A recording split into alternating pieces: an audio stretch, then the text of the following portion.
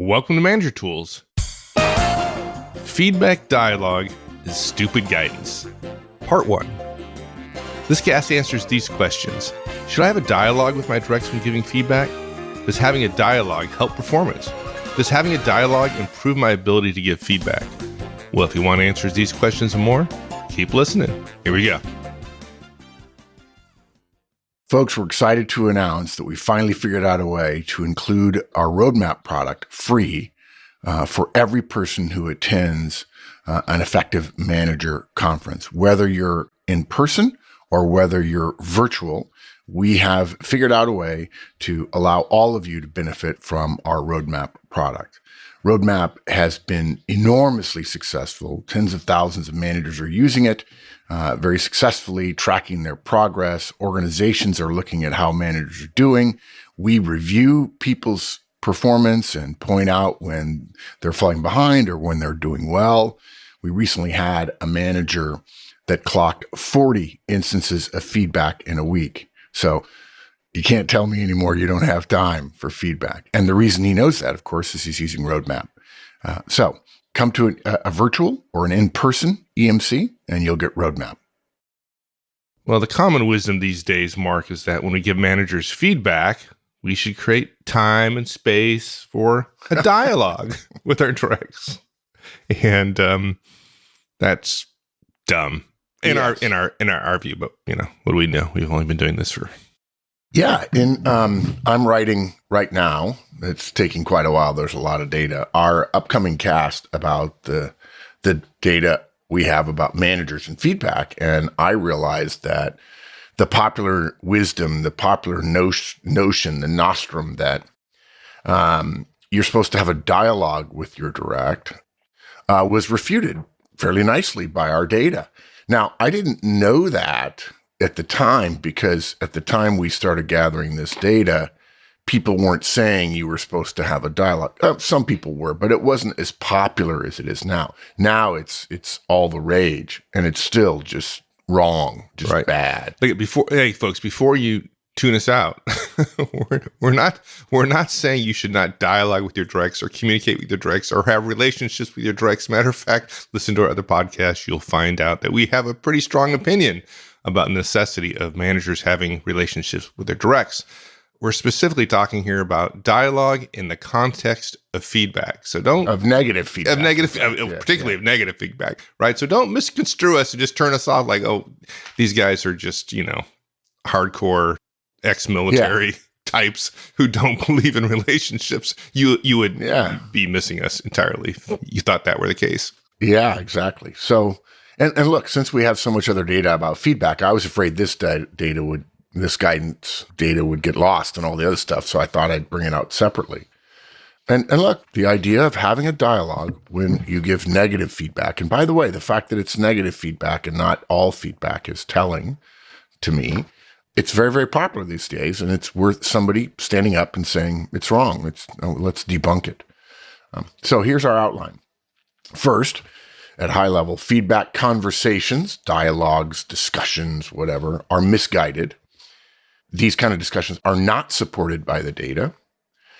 Discussions about your direct's intent when they did something that turned out wrong are worthless. Discussions about what already has happened are worthless. Asking for reasons why one of your directs did what he or she did reinforces the wrong things. And lastly, particularly for those engineering and technical managers, root cause analysis and feedback are different. And if you're applying root cause analysis thinking to your approach to negative feedback, you're wrong. Yeah, very disappointing. No. Look, you can choose to be effective, or you can choose to do what you want. Either one. Yes, indeed. Okay, so let's get to the meat of it. Feedback, quote unquote, conversations are misguided. Why is that? Yeah, first of all, this has been popular for several years. Conversation, dialogue with your direct, discuss it, sit down. In fact, I love it when they say make time and space. Sure, because human beings can make time and make space. Basically, what they're saying is prioritize it. And it's just Doesn't work. Managers won't do it. We've been gathering data about feedback for the past. And that's I guess that's a key point. I just want to go back because I started this whole thing off by saying it was dumb, right? Which sounds, I don't know, probably might rub people the same way. But when I say dumb, I mean it's just not effective. That's the point. It's not whether it's right or wrong. It's just not effective. Yeah. But all the data we ever gathered about feedback said the longer you take, the worse it gets.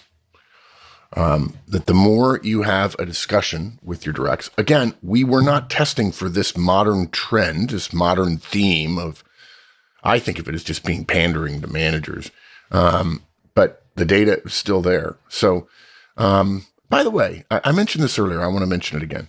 Nobody suggests that we should have a conversation, a discussion, a dialogue when we give positive feedback. And folks, I'm going to tell you something. That alone tells you all you need to know about this popular myth of dialogue. They're only talking about negative feedback because they literally don't understand that feedback is both positive and negative. Nor do they have any clue, let alone data, that positive feedback is far more important than negative feedback. Now, they would argue, I would think, that, well, I'm trying to solve a problem of managers, and that is they struggle with negative feedback. Yes, and you're trying to make it easier for managers.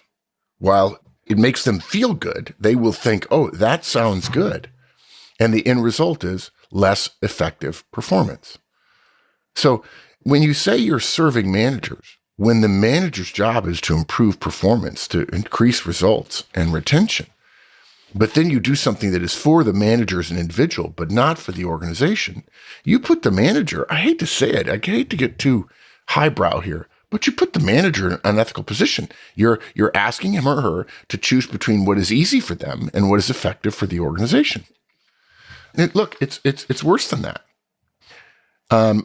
These people who are suggesting this dialogue thing not only don't understand feedback, and by the way, when they say, when I say feedback, I mean negative, everyone understands that that's what feedback is. It's not incorrectly. True. It's not true. People who don't know what they're talking about, yes, those people say that when they think feedback, they think negative, so therefore all feedback is negative. But all the data we have says positive feedback is way better than negative feedback, all of it. But nobody wants to deal with data because it's not fun. You can't make managers feel better about themselves unless you say that all feedback is negative feedback. Yeah, basically, not only are they trying to serve the manager, I believe a big portion of this, it's much worse than we've been saying. They're not just trying to please the manager. They're trying to make feedback reception palatable for the receiver, the direct. Okay, they're trying to say, oh, no, you need to give this person this feeling. You need to help this person do this.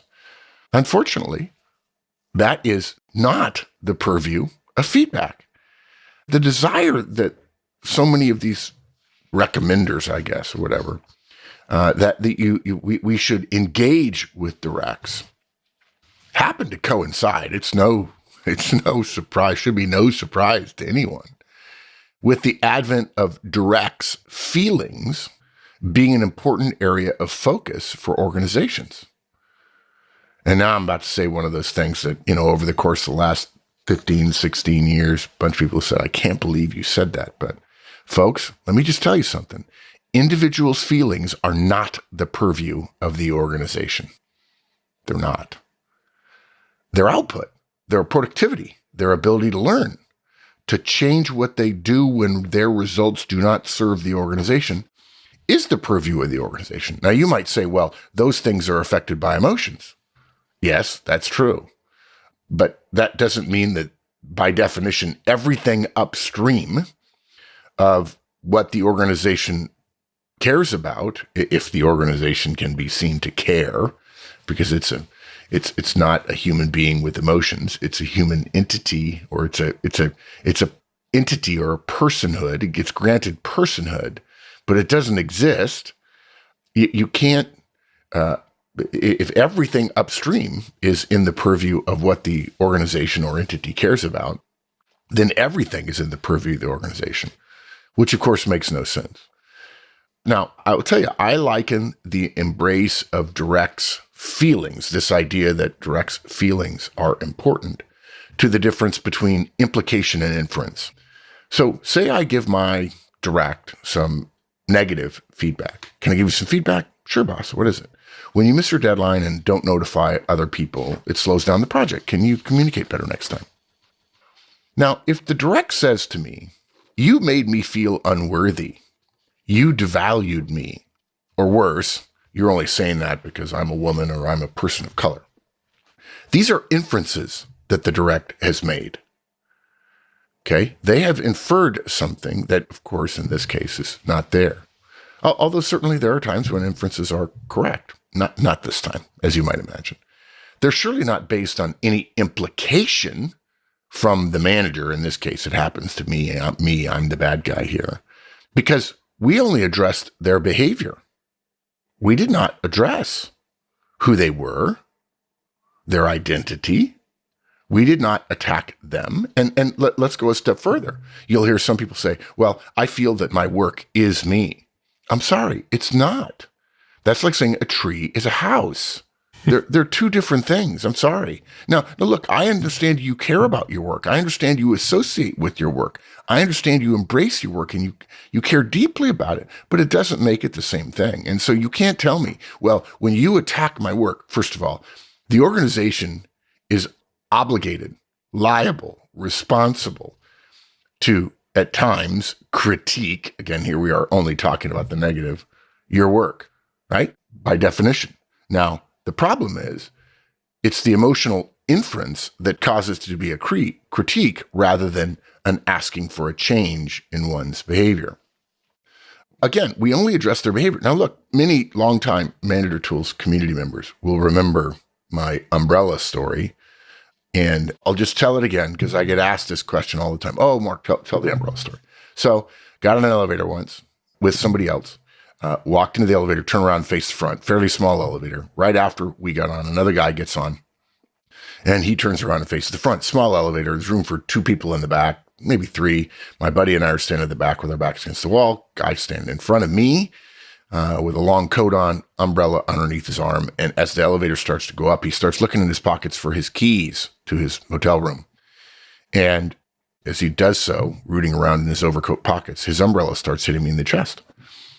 I sort of looked at my buddy like, can you believe this guy? I was getting ready to tap him on the shoulder when the door opened at the next floor and he got off. And I turned to my buddy. I said, man, that guy made me mad. And my buddy said, no, he didn't. He poked you with an umbrella. You got mad all by yourself.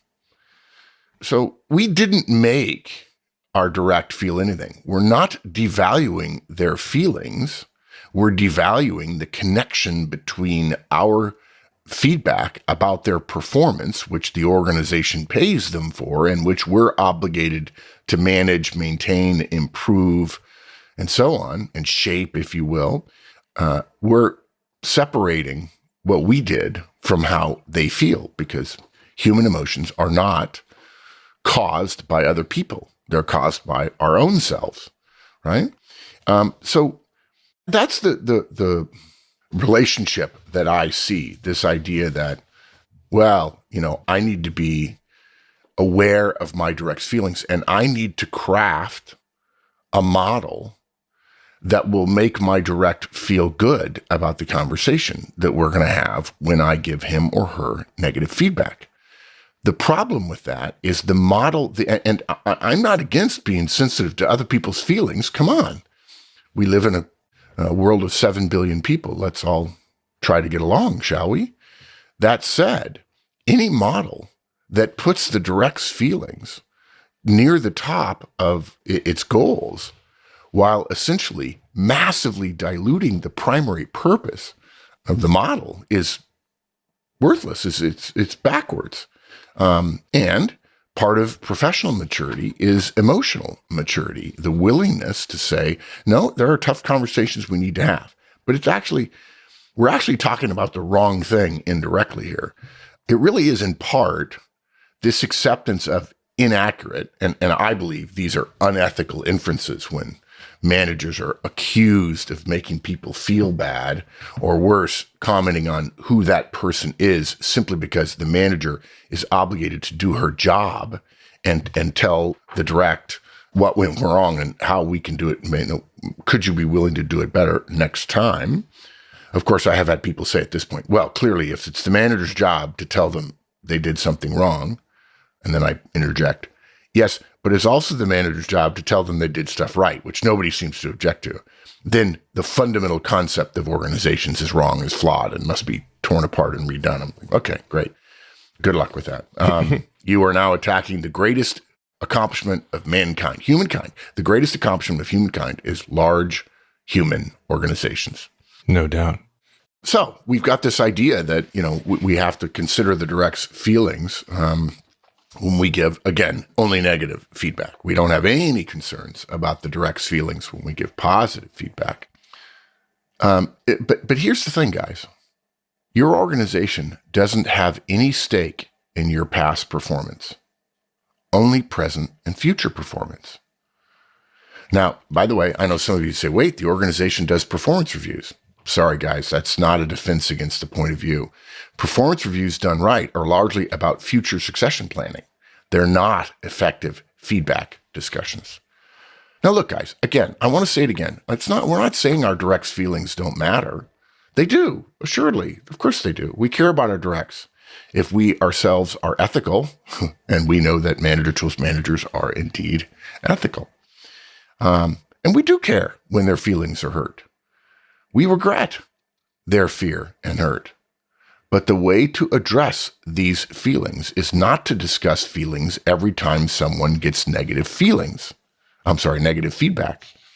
The way to address directs' feelings is through trust building and relationship building. And by the way, hopefully if you're a longtime listener or community member, you understand that this is why feedback and one-on-ones go together. Not that they have to, not that feedback has to happen in a one-on-one, but essentially a strong, trusting relationship eliminates the vast majority of hurt feelings that directs have after negative feedback. Working on our relationships with our team members allows negative feedback, again, not positive, to be seen as coming from a place of building capability, not personal attacks. It reduces negative feedback from a crunch to a pinch, which strong relationships can easily withstand. And if you don't know, folks, when I say crunch and pinch, there's a famous sociological model called the pinch crunch model. And we have a podcast about it. It's very helpful and you should listen to it. Look, no manager, none, can effectively build trust, which trust is part of the robustness of a relationship. No manager can build trust by listening to her direct concerns only when there's negative feedback. The idea that a manager can help a direct over their concerns about negative feedback through a conversation that only happens when there's a mistake, that's just ludicrous, guys. It just doesn't work that way. I only care about you when you feel bad, and then I'll try to make you feel better.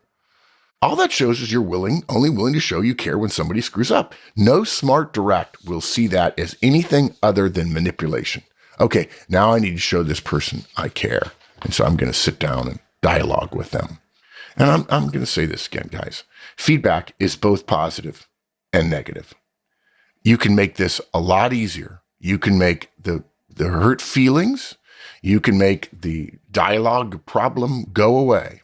Give more positive feedback, and you'll be able to give a lot more negative feedback. But you won't if every negative feedback conversation you have takes 15 minutes because you're having this dialogue. You simply won't. If I told managers all over the world, okay, positive feedback takes 10 seconds. Negative feedback takes 15 minutes. And by the way, we're about to get into data. They don't give negative feedback. They don't have time. They don't want to have a 15-minute conversation. Yeah, and directs don't want 15 minutes talking about what they messed up. Look, I'll reveal something that I joke about at conferences. We ask groups all the time. I think this is in the show notes later that you have a choice. Your boss is going to give you negative feedback. he or she has a choice between taking 15 seconds or 2 minutes. Which one would you choose? Never had a single person ever say 2 minutes. Yeah, ever. exactly. They want 15 seconds. They want to rip the Band-Aid off. Why are we challenging this? Why are we saying to people, no. All of human history about ripping the Band-Aid off is wrong, and we should sit down and wallow in the mistake. By the way, imagine 15 seconds of positive and 15 minutes of negative. Yeah, that's probably what most people do. Right? Yeah, after a while, the direct says, wow, positive is trivial. I get 1/60th of that compared to negative. Right? 15 seconds versus 15 minutes. Yeah, the boss doesn't care about positive. He just tosses it off. Negative, though, he's really into. Is that what we want? Yeah. I don't, when I do don't something think so. good, I get 15 seconds. When I do something bad, I get 2 hours. Like I guess I'll take less risk. That's where my longtime joke comes from, where we tell, hey, look, if you ever want to test this theory, folks, you could do it on Zoom. We're recording this in 2021. You could do it on Zoom, but it works even better in the office just because it's an old trope of the office. Let's use the office example. I'll let you figure out what the equivalent in Zoom. It's not hard. So you're in the office and you want to talk to one of your directs about something. And so you see them at their desk rather than sending them a note. You walk over to their desk. Let's say it's 10 o'clock in the morning. And you say, hey, look, I need to talk to you about something. I'm getting ready to go in a meeting, so I don't have time right now. Why don't you stop by my office in the day and we can chat a little bit? Okay, thanks. See you. Okay, now, you're the direct that just got that information. Are you feeling good right now? Are you feeling sporty? I don't think so. I think you're worried. I think you're like, what does he want to talk to me about? I don't know. I'm just going to spend the entire day feeling good and wondering, what wonderful things is he going to tell me about myself? How big a bonus. It reminds me a little bit of I'm getting a promotion. The positive-minded kid who is, for Christmas, and his parents trying to tease, incredibly optimistic kid. And his parents decide to teach him a lesson about the real world. And for Christmas, his present is a big pile of horse poop. A big pile in the barn. And he starts jumping up and down. Thank you. And they say, why are you jumping up and down? It's horse poop. And he says, if a pile that big, there's got to be a pony in here somewhere. Mm-hmm. Well, that's not how organizations think. That kid is not your direct. Just the opposite. You give a direct a pony, and the first thing they say is, oh, I'm going to have to clean up the poop. Right? So we discovered, by the way, that people won't wait till the end of the day. They won't. In fact, they'll go by at like 2:00 in the afternoon, poke their head in and say, hey, it's now a good time. And the boss probably says yes. And so they go in, whether they go in at 2 or 4 or 5, it doesn't matter. They go in and they sit down. And the boss says, how's it going? Having a good day? How's Project X going? Yeah? The budget thing worked out? Good. Yeah. Hey, last week there was that thing with the thing. Did it end up resolving? You said it would get resolved this week. You could wait to tell me about it tomorrow during our one-on-one, but I just thought I'd ask now.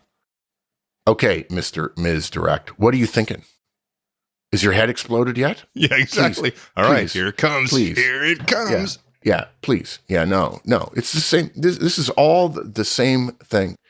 And this idea that we have to sit down and dialogue with people is just absolutely ludicrous. Having more time to discuss something. Let's scrape at the wound. Let's make it so important. Or, conversely, let's make your feelings so delicate that I have to tiptoe around this thing. And I want you to know that I'm sure you meant well when you made this mistake. Yeah, that's true. I mean, human beings always mean well. I always ask at conferences, raise your hand if you've made a mistake in the last month. By the way, there are some people who don't raise their hand, and I'm just like, seriously, dude, when is the world going to hit you on the head and make you realize you're a human being and you make mistakes every day? But regardless, I raise my hand, and almost everybody else does. And then I say, okay, keep your hand up if you intended to on purpose to mess things up. No, of course you didn't. You did what you thought was best, and it turned out bad. That's part of the human condition. And part of it is because our goals aren't clear, our resources aren't available, our time is limited, our knowledge is limited. It's normal. This is normal stuff. And yet, somehow, we're supposed to help the direct through their feelings, their difficult feelings, by validating for them that they had good reasons. need to validate their feelings. They already know they had good reasons. And by the way, I think the world of this person. I don't think their feelings need validated, nor their reasons need validated. I've never seen this person do something intentionally to screw things up. And I don't think they would start now. And if, in fact, I thought they would do something intentionally to screw things up, I'd probably fire them. I mean, I love them. I want them to be well and safe somewhere else. But if you're intentionally messing with the mission obligations of the organization or our team, you probably got to go. Okay, so that's at a high level our general defense. Folks, I've been asked by everybody on the staff to ask this, and so I'm just going to say it. For those of you who are listeners, and perhaps part of the community where we have a connection with you through an email address, for almost the last 10 months or so, you have been getting daily things I think. That ended a couple of weeks ago. And I've gotten a bunch of notes from people that said they had signed up for a license in order to keep getting weekly things I think. But everyone here says I should ask everyone, are you missing things I think because you're not a licensee? I would encourage you to become a licensee. It is our core audience. We put more value in licensees than we do anything else, including corporate clients. And in addition to getting things I think, which we think is a nice sort of lagniappe, there are also all of the show notes for all of the casts in our archive for years, as well as now, during this, our 15th anniversary, and in honor of the difficulties put upon us by the pandemic, a license includes the interviewing series, the resume workbook, effective relationships, and a bunch of other products that normally would be sold separately. I encourage you to become a licensee. And then once you start getting things, things I think, you can send me mail and tell me what you think. So, dude, I think that's, I think we're around almost a half an hour here. I think, and our next point's fairly long. So let's stop here and pick this up next week. Yeah, I will say that I told you in advance it was long. I think it's like a typical cast might be 11, 15 pages with the large type for my old eyes. And I think this one's 35 pages. It's one of the most fun casts I've written in a long time. I like writing all the casts, but this one was particularly fun. It's such an important thing. This is in our Trinity when we teach people how to do all this stuff, how to be an effective manager. One-on-ones, relationships, yeah, they get that. And then feedback, just managers have just this big fear about giving feedback. And the great news is it's really not that hard. Yeah. And the other thing too is that they have a great fear about giving it, but they don't have a great fear about receiving it. But again, you got to go back to it as long as they trust their boss. Yeah. Where trust becomes the coin of the realm. How many of you would not want to know if you were messing up, would not want to hear from your boss in about a 10 or 15 second quote unquote conversation? Yeah. How many of you wouldn't want that? Like nobody. Yeah. How would you like to know right now that your boss has some problems with you, but he or she's not willing to tell you? That making you feel any better? I don't think so. Exactly. But then somehow as bosses, we don't say, I'm not feeling great about what just happened, so I'm going to hold. No, we don't say, I'm going to go talk to them. I want to treat them the way I want to be treated. Golden rule. Yeah, exactly. Crazy. Yeah. Just wait. Just wait a year. Tell me my performance review. Oh, that's good. All right, my friend. We'll pick this up later. Okay. Take care. So long, everybody.